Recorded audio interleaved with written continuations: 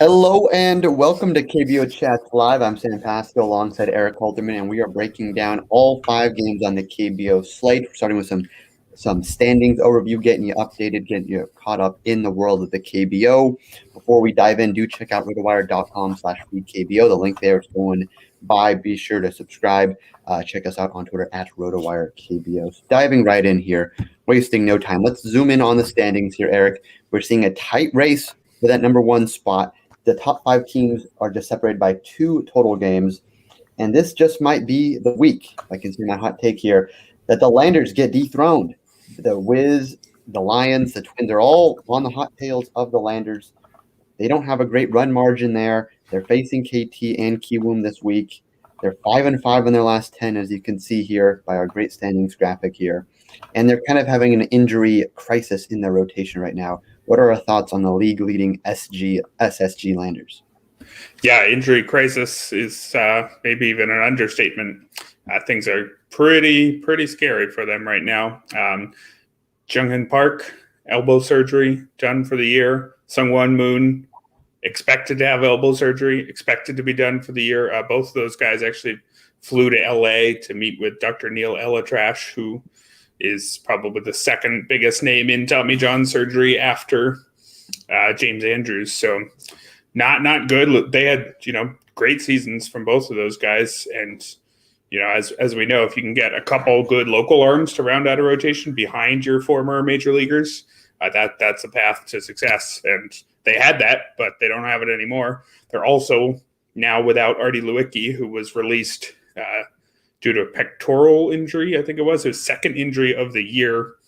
It didn't seem like it was going to keep him out for the season, but they just couldn't wait for him given the rest of the crisis. So they're bringing in Sam Gaviglio, who should be okay. I mean, 4.88 ERA, nearly 300 major league innings. That's a fine track record compared to most former major leaguers. So maybe something there, but it'll take, a few weeks. Looks like he's not even expected to make it until early July, given, again, still in the pandemic, still have to go through quarantines and medicals and all that. So it's going to be a rough month, I think, until he shows up. It's kind of Wilmer Font and not a whole lot else in that rotation, as we'll get to later. So for a team that already was 7th in run differential at the back of that pack of 7 teams that looked like contenders, already was kind of shaky whether or not they were going to stick around. Definitely they were the one team that really couldn't afford to lose so many pitchers all at once. So yeah, not looking good for them. I am, though, a favor of more Sams in the KBO in general. I would like to see some more from Party, but we got Sam in there. We did have Adrian Sampson last year in the Samsung Lions, but anyway. Do gotta say, though, Erik, you have a couple of names in there. You have Surkamp, Jokic, Thames, and Hacker. So a lot of good Eriks in the KBO. But anyway, moving now into our daily lineups here, moving into the first game of the 5. We got the Kia Tigers taking on the Samsung Lions, that is. Kia lost last night in game 1.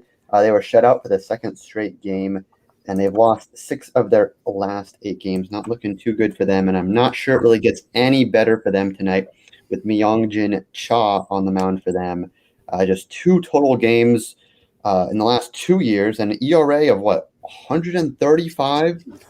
I can't even tell if that's correct. I believe it is, but comically high. In 2019, it was like 4.5, so a little bit more down to earth, but still very concerning when the ERA is over 100 there.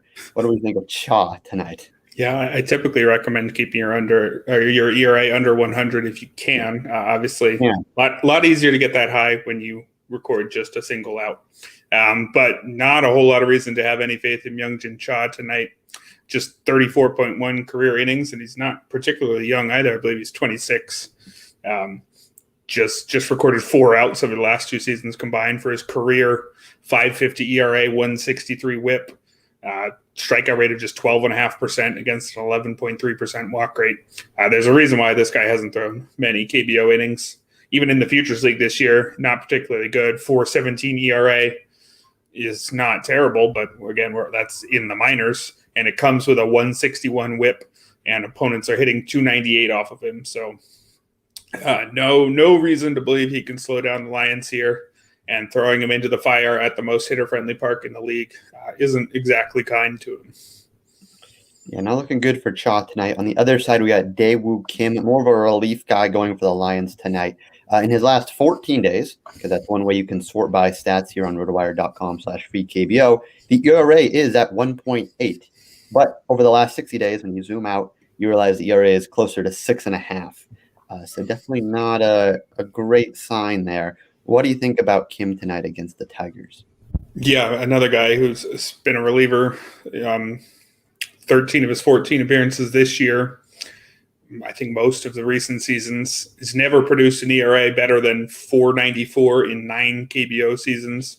Granted, a lot of those seasons were during the league's juice ball era, and all of them, I believe, came at the most hitter-friendly park in the league, but just never a particularly good year. Yeah, 5.68 ERA this year comes with a whip over 1.5, striking out just 11.6% of opposing batters. And that's more or less what he did last year, too, an ERA of 5.10 and a strikeout rate of just 10.6%. So more of a track record than Shaw on the other side. But, like at least he's a KBO pitcher, but he's a lower leverage relief type, not a trustworthy starter. Yeah, so not the ace caliber going tonight. Kim, do have to say, does have 10 strikeouts against 6 walks since the start of May. That's the last 14 innings pitched. So nothing crazy, but still a decent arm in terms of KBO standards. Turning our attentions now to the offense, the Lions, they're 4-1 in their last 5 games. Doing pretty well there for the Samsung Lions. They are 7th, though, in runs per game. Pitching is mainly their strength. What do we think about these offenses here? I know Jose Perella is a guy you've mentioned before.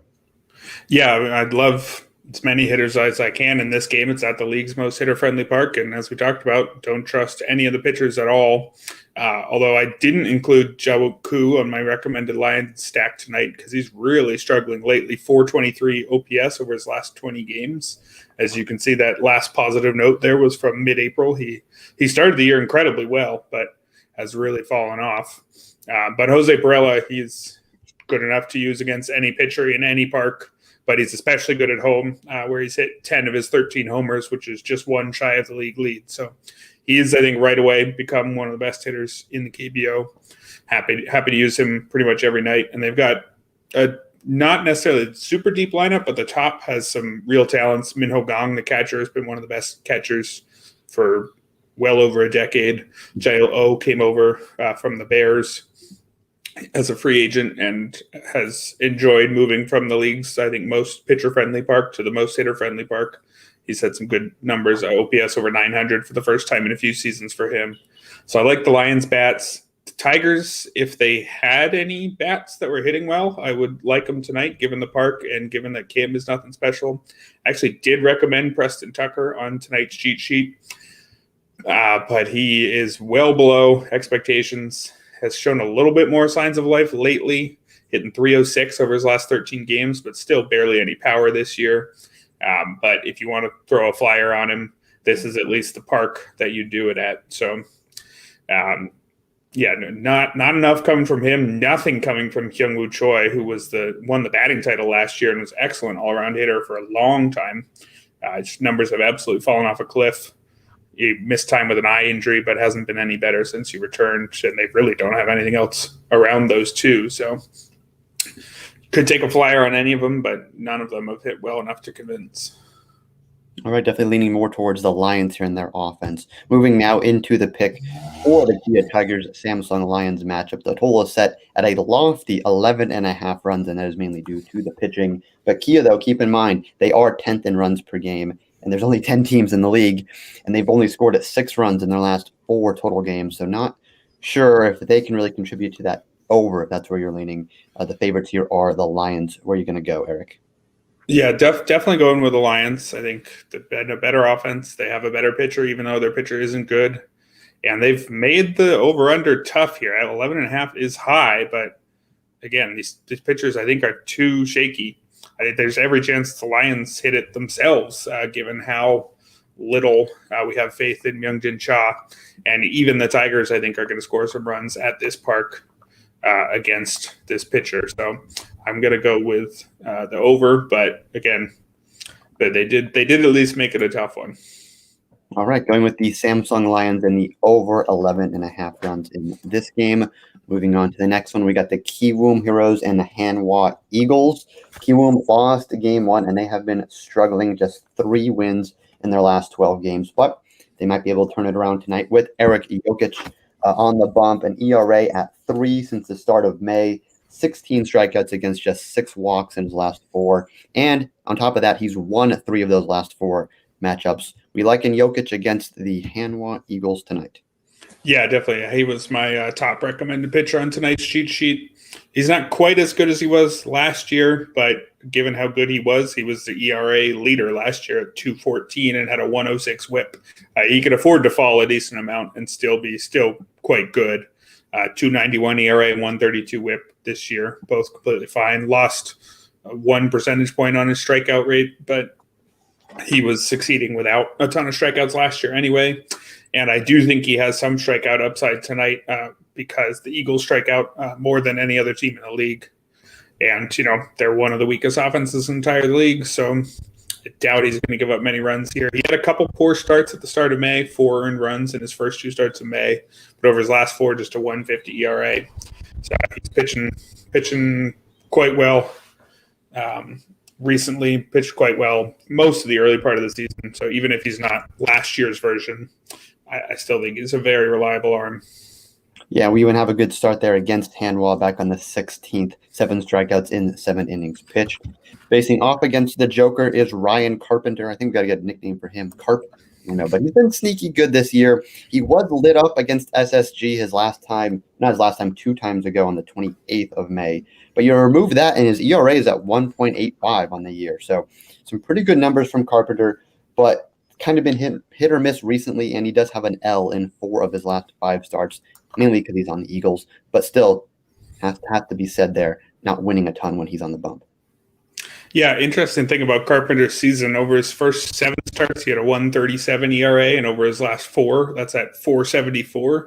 But his whip was identical over both those stretches, 1.22. So got to figure some of that is some batted ball luck. Some of it also, though, is the fly balls have started to leave the park. You see there are 3 homers in his last 4 after I think that's just 1 in his first 7. But I think you take the good with the bad, and he's been quite good, 2.67 ERA, 1.22 whip, and he gets plenty of strikeouts, just over 25%.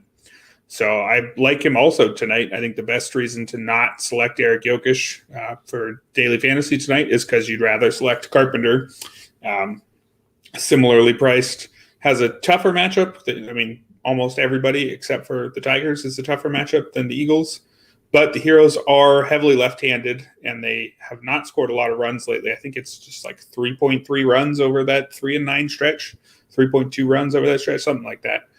So they've been one of the worst offenses in the league over the last couple of weeks. So I think Carpenter's very usable here tonight as well. Liking Carpenter here. Now turning our attention to those offenses.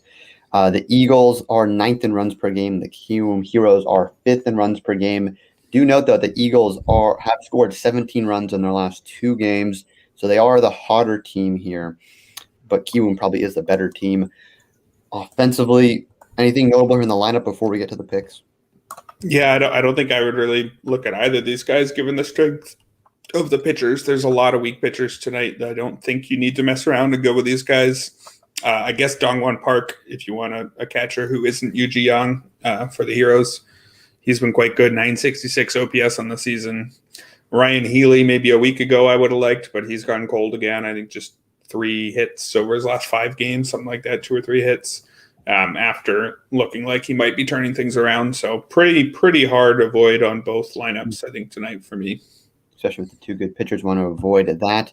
Here for the Kiwoom Heroes Hanwha Eagles matchup, the total is set at 7.5 runs, very low, with the Heroes as the favorite. Where are we going, Erik? Again, they've made it tough. They're doing pretty well with the run lines tonight. I definitely will favor the Heroes. I think that's correct. Jokic and Carpenter, honestly, not much separates them this year, given how well Carpenter's pitched and given that Jokic has stepped back a bit. I think I'd have him in the same, sort of second-tier starter this year. But the Heroes have a better lineup, even if they've been shaky lately. So I'm going to go Heroes, and I'm going to go under. I think the pitchers are just too good, even though, again, it is set well. Also, there's a question in the chat about the run lines versus the money lines. It's an interesting question. I think it almost always just depends on the individual odds you're getting. I will say I don't often think in my head. I think the Heroes will win by definitely at least 2. Mostly, if I think they're going to win, I think they're going to win. I don't normally say like the Eagles are either going to win or lose by 1 run. It's tough to even conceptualize what that would really mean. So it really mostly just has to do with the odds. If I feel like I'm getting enough of a boost from spotting the other team a run and a half, then I'll like that. But it's hard to answer, I think, too much on a general basis. All right, well, we're going with the Kiwoom Heroes and the under 7.5 in this matchup. Moving on over, we got the Deucin Bears and the Lotte Giants matchup. Lotte won last night in game 1, 18-9. That's quite the KBO score for you there. Not quite sure if we'll see the same level of slugging tonight with Dan Straley on the bump. He was roughed up, though, but last time out against Kiwoom, 8 runs allowed against just 2 strikeouts. But he had a 2.95 ERA before that, so it's still Dan Straley. He still does have 27 strikeouts against just 10 walks in his last 4 outings. What are we thinking about Straley here? Is he in that Joker level with Carpenter level matchup here against the Bears, or maybe something a little less? Yeah, he was my 3rd recommended pitcher on tonight's cheat sheet. A lot of that was because there's not a whole lot else, as you'll see as we keep going.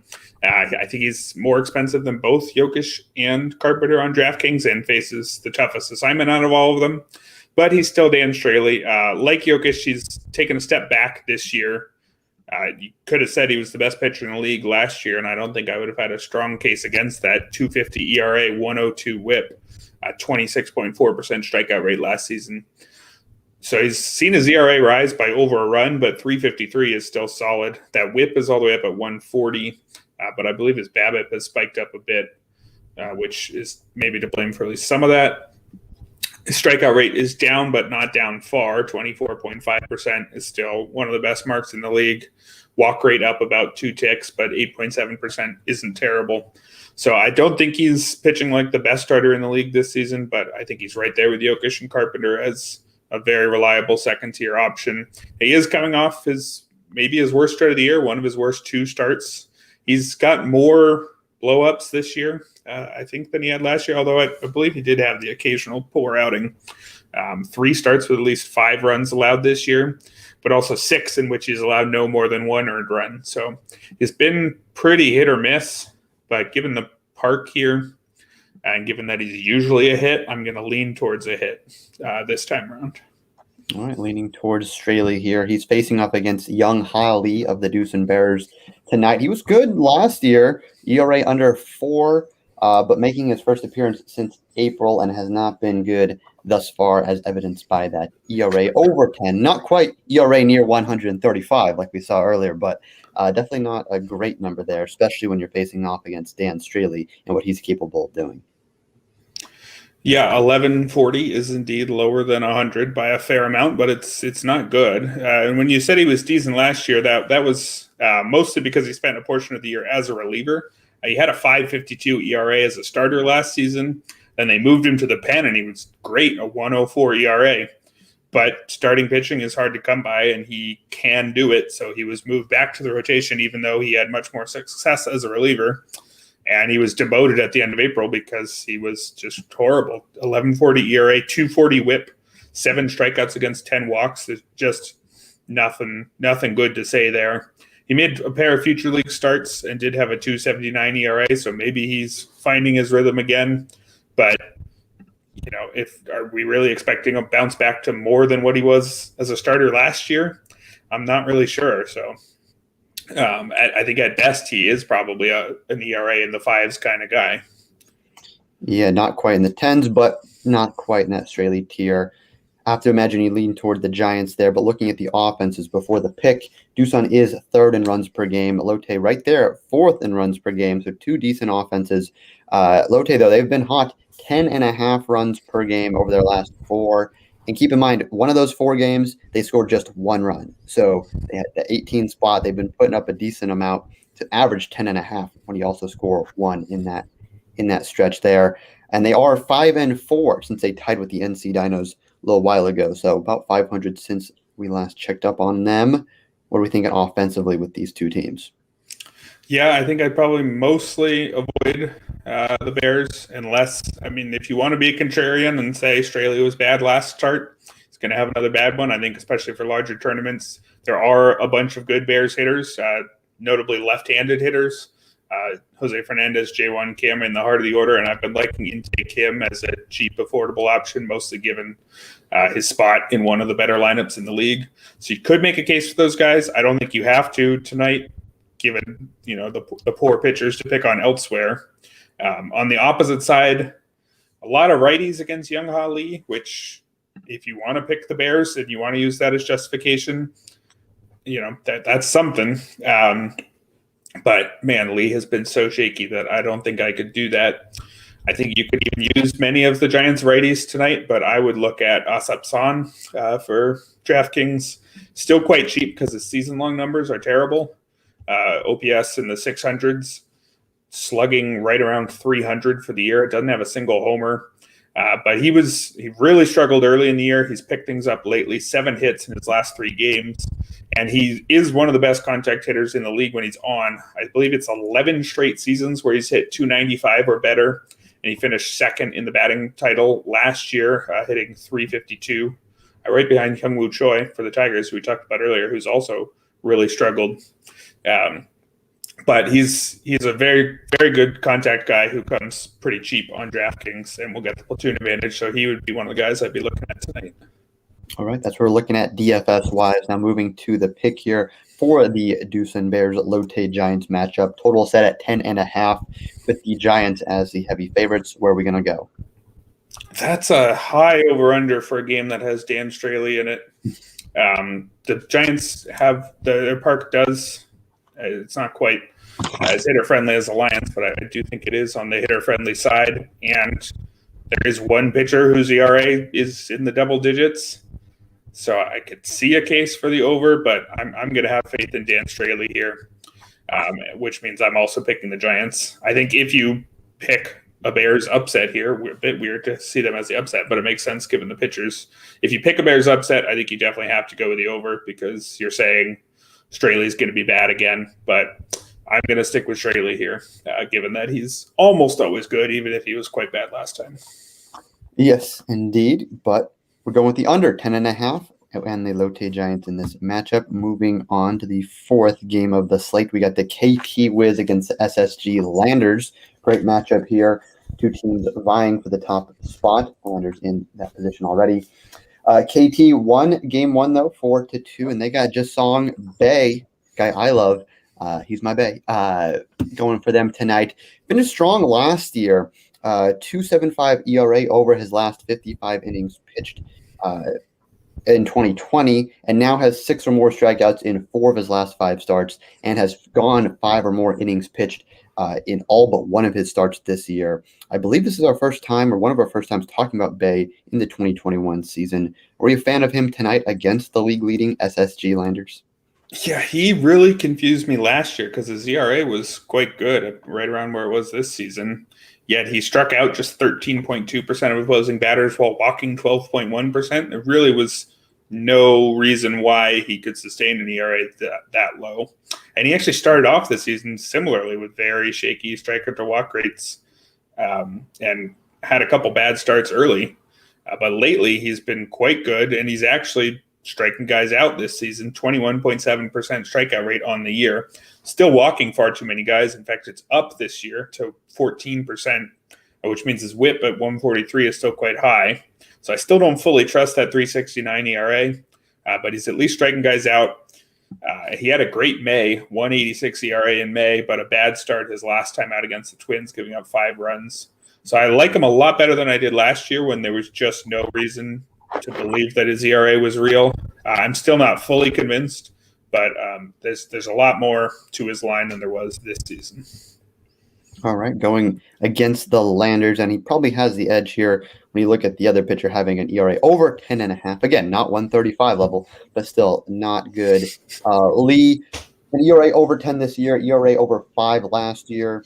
More than 5 strikeouts just once last year in all of his outings, so not a big K guy. 6 walks against just 1 strikeout in one of his starts earlier this year. So I mentioned this in the beginning. Landers could be losing that first place position atop the KBO standings. Is Lee going to have any chance to defend that number 1 position, or is this just he's going against the KT Wiz and this is not looking good? Yeah, I don't really see how. I mean, he barely pitched at all before last year, so he debuted or not quite debuted, but had his first extended run last year at age 25, I believe it was, which doesn't sound that old, but in the KBO, you get guys who are good coming up when they're 18, establishing themselves in their low 20s. So whenever you get a guy who's 25, 26 with barely any innings under his belt, odds are he's not much.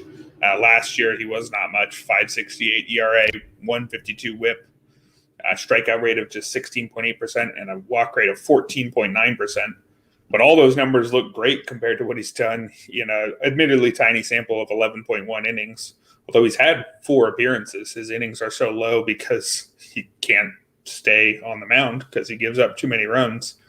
Another guy with a double-digit ERA, a 274 whip, a 5-18 strikeout to walk ratio. I'm not sure when the last time I saw something that bad was. To put it another way, that's a 7.8% strikeout rate against a 28.1% walk rate. So walking well over 1 in 4 batters. He went down to the Futures League, wasn't really better. 5.25 ERA, 7 strikeouts against 7 walks. So just nothing there. Landers have been kind of rotating through all these guys who don't really have anything good going for them because of that injury crisis. And I think no reason to believe that Gilmwook Lee is going to be the answer. He wasn't the answer last year. It wasn't the answer in April this year. I don't think he's going to suddenly figure things out against a strong Wiz lineup tonight. Indeed, that KT Wiz lineup is strong. They are second in runs per game on the year, and these two teams are heading in opposite directions right now. The Wiz have won 2 of their last 3, while the Landers have lost 4 of their last 5. They are second in slugging, but just 6th in runs per game on the year. Is this a game where we look at the Wiz lineup and say we want to stack this against Lee and those horrible walk numbers? Yep, they were one of my 2 stack recommendations on tonight's cheat sheet. I guess you could say the main worry is that Lee's just going to walk guys, so they're not going to get to hit homers. But I'm still pretty happy with Baek Gong tonight. I mean, happy with Baek Gong anytime. He's still hitting over 400. Azuelo Almonte also hitting right behind him, turned things around over his last 10 games after a pretty mediocre start. I believe he's got a OPS over 1,000 over his last 10. So I got something from him. They're fairly deep. They're about 6-ish deep in guys that I like just fine. And I like pretty much anybody against Gilmwook Lee tonight. And on the other side, I'm not scared of Bay either. I would be happy with most of the Landers' top guys. They do run about 5 or 6 deep as well. Also, Shin-Soo Choo didn't have a high batting average early because he had a BABIP below 250 as recently as about 2 weeks ago. But he's got a ton of hits recently, and he's starting to creep up where you'd expect a guy with his level of MLB experience to be. Yeah, like he's showing there, hitting close to 500 over his last couple of weeks. He also is near the league leaders in steals, which is pretty amazing for a guy his age. That'll also boost your fantasy points too. So, all right, considering Shin-Soo Choo in this game here, moving to the pick here for the KT Wiz SSG Landers game, total set at 11.5 with the Wiz as the favorites. Where are we going to go? They again made it tough. I mean, they're not messing around when we've got these starters with double-digit ERAs. But and the Wiz could hit 11.5 themselves. Again, do I have to say again that 5-18 strikeout to walk rate for Gilmwook Lee, was it? 7.8% strikeout rate, 28.1% walk rate. I might just repeat those numbers a couple more times. That's just nowhere close to good enough. So I think even if Bay has another good night, again, he was good throughout May, bad in his last start, and I do like the Landers lineup. So I think they will score a few, but I think the Wiz are going to get close to that overall by themselves. So I'm going to go with the over and the Wiz tonight. We're looking at the over 11.5 runs and the KT Wiz in this matchup here. That is the fourth game on the slate, moving over to the fifth and final game, breaking down the NC Dinos. Finally getting to my guys here. We got a question in the chat about them. They've been better since, I like to say, since they're tie 5 of their last 8, but LG did win game 1 in this series by a score of 2-1. What do we make of the Dinos here? I mean, just big picture here. They were champions last year. Now we're not even really considering them among that really elite tier of the KBO now into June.